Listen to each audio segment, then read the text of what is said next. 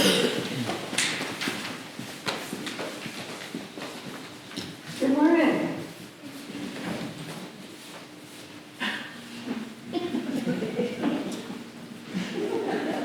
Good morning, Rick. How are you? Good. Okay, so have y'all read the book Green Eggs and Ham? What's the story? About green eggs and ham. Well, there you have it. Right there. But it's about somebody. They say they don't like it and keep saying they don't like it, and finally they try it and they like it, right? So have you ever had an experience like that with something that someone keeps saying, try it, try it, try it, and you go, no, I don't like it, and you finally do, and you go, wow, this is good. You ever had that happen before? You will. You have? All right. Have you ever had that happen? You will. And you will too, let me say. So,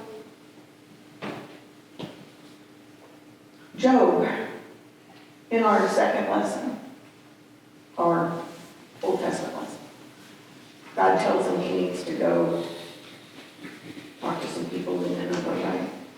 No, I'm not doing that. I'm not going to go. And he resists and resists and resists. You know what God did to make sure that he went? Remember the story? Bonnie, what's the story? Remember? Got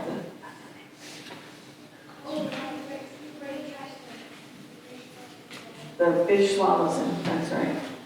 So in our thing today it read, and God came to Job a second time. I love that line. Because you know what it means? God didn't give up. God knew this was going to be a good thing and just kept coming. So remember that when you have those days where you think, I'm not doing this today. But maybe if someone else kind of convinces you that it might just be a good thing. And try not to get swallowed by any fish. Thank you.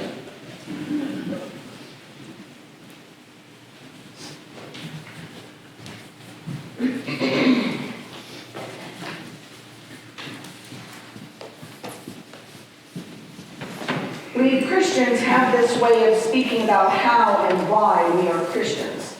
We say that God has called us.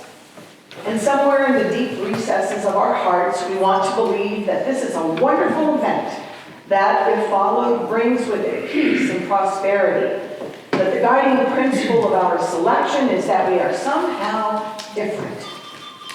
After all, even though God calls everyone, not everyone answers that call.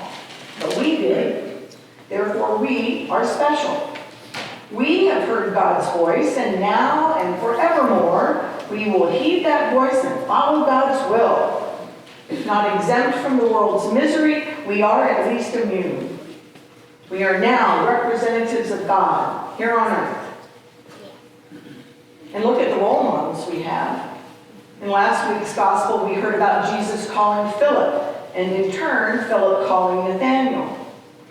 Today, we have heard about Jesus calling Simon and Andrew, James and John. All of them came, presumably, at the very sound of Jesus' voice. And already in this small group, we have people we can look up to. Nathanael, a property owner. And Simon, Andrew, James, and John, all businessmen. Not bad, huh? But remember, Jesus didn't stop there. Later, he called Matthew, tax collector, a profession greatly hated by the Jews. And Simon, a Jewish zealot, one of the fringe of polite religious society. And later yet, Jesus called prostitutes and adulterers, homemakers and tent makers. He called the rich man and the beggar, the lame and the blind and the deaf. He called Jews and Samaritans and Ethiopians and Greeks and Romans. Jesus called his relatives and his friends and even his enemies, like Saul the Pharisee, who became Paul the evangelist. This is the season to rethink the pattern. It's time to discard what we thought was Jesus' plan. Everyone is called. And all responses are used to God's glory and purpose. Peter denies him. Judas betrays him. Everyone else deserts him. Well, everyone except Mary Magdalene, the woman of ill repute. We are all called by God, and we certainly make up a motley crew, don't we? Just how and why does God put up with us? I'd like to tell you a story by Martin Bell called Ragtag Army, which actually tells our story, the story of the mixed up group that we are. I think God must be very old and very tired. Maybe he used to look splendid and fine in his general's uniform, but no more. He's been on the march a long time, you know. And look at his ragtag little army. All he has for soldiers are you and me. Dumb little army. Listen, the drum beat isn't even regular. Everyone is out of step. And there, you see, God keeps stopping along the way to pick up one of his tinier soldiers who decided to wander off and play with a frog, or run in a field, or whose foot got tangled in the underbrush. They'll never get anywhere that way, and yet the march goes on. You see how the marchers have broken up into little groups? Look at that group up near the front. Now there's a snappy outfit. They all look pretty much alike. At least they're in step with one another. That's something. Only they're not wearing their shoes. They're carrying them in their hands. Silly little band. They won't get far before God will have to stop again. Or how about that other group over there? They're all holding hands as they march. The only trouble with this is the ones on each end of the line.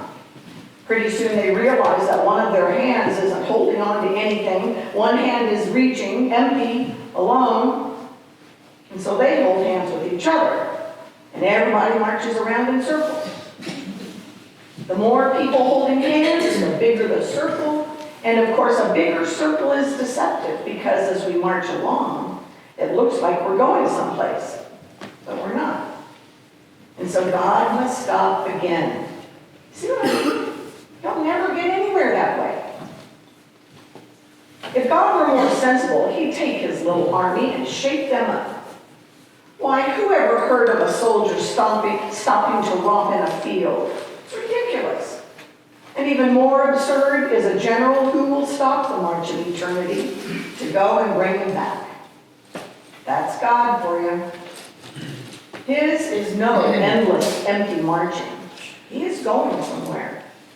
His steps are deliberate and purposive. He may be old and he may be tired, but he knows where he's going, and he means to take every last one of his tiny soldiers with him.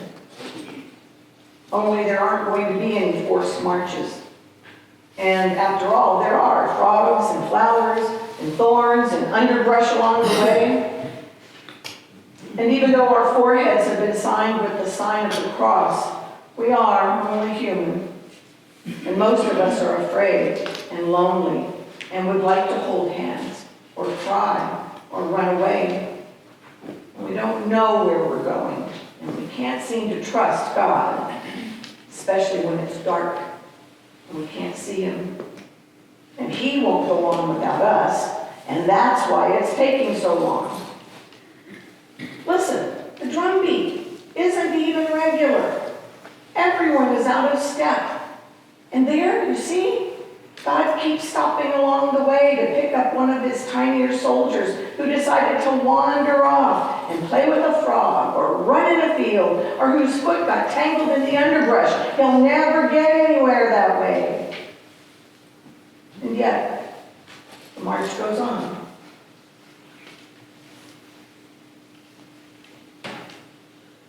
Look around you. Look at who is with us in this army of God. Property owners, businessmen, tax collectors, religious fanatics.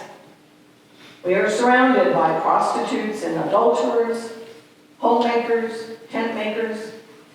There are the rich ones and the beggars, the lame and the blind and the deaf, lepers and paralytics and demon-possessed.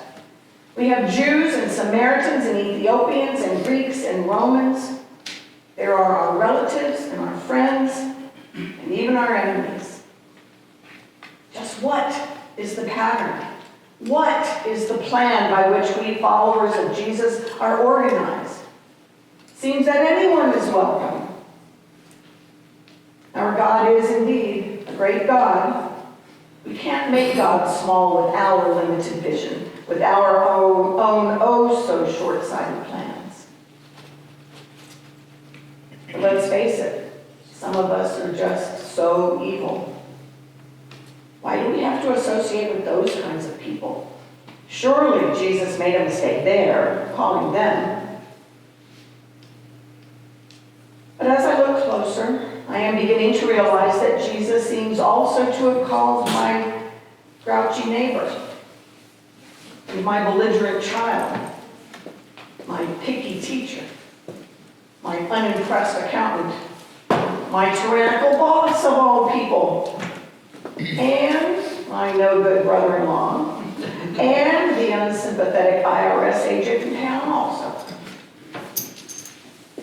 Jesus has called rapists and terrorists, murderers and arsonists. He has called cancer victims and diabetics and those who have AIDS. He has called black and white and brown, rich and poor, employed and unemployed, gay and straight, parent and child, friend and enemy. Jesus has called you, and he has called me. This is the army of God. We are the army of God, and we are called to change the world. May God have mercy on us all. Go in peace.